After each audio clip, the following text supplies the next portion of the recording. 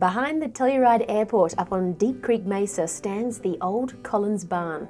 Over 100 years old, this historic structure is being rescued and stabilised in an attempt to preserve yet another aspect of this region's history. We're really excited about this because it's a public-private partnership and it's a pilot project for private property owners who have important historic resources on their property that they want to save, but that they need help in doing so. While the Collins family sold this property in the mid-1970s, many of the Collins family still live in this region today. My name is Dan Collins, and my great-grandfather, Haston Collins, built this barn back in 1906.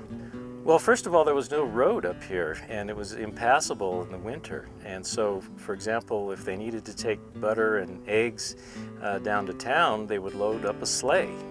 And so my grandmother and great-grandmother both did this. And they would go down to Telluride and go door to door, peddling eggs and milk and cheese and stuff.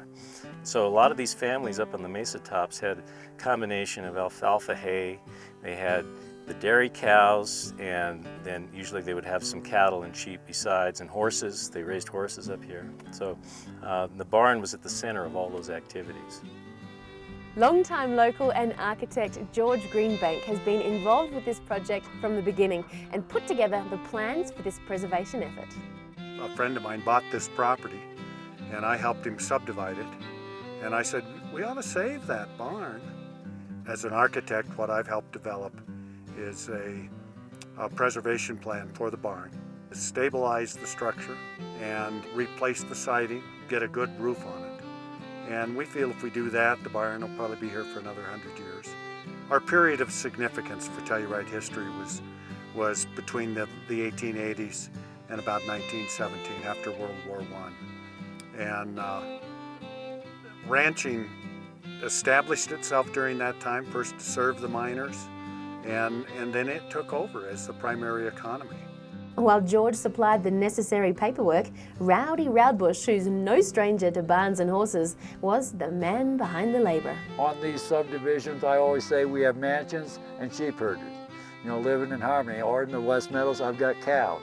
When the local media says that Tom Cruise doesn't deserve a tax break, they're looking at it from the wrong end. But for these old sheep herders and ranchers, if they weren't getting this inexpensive grazing on public land and private land, they wouldn't be able to exist. Agriculture is a hard job. The successful stabilisation of the Collins Barn is another small piece of the Telluride history preserved for us to learn from and enjoy. For Plum TV, I'm Ramona Bruland.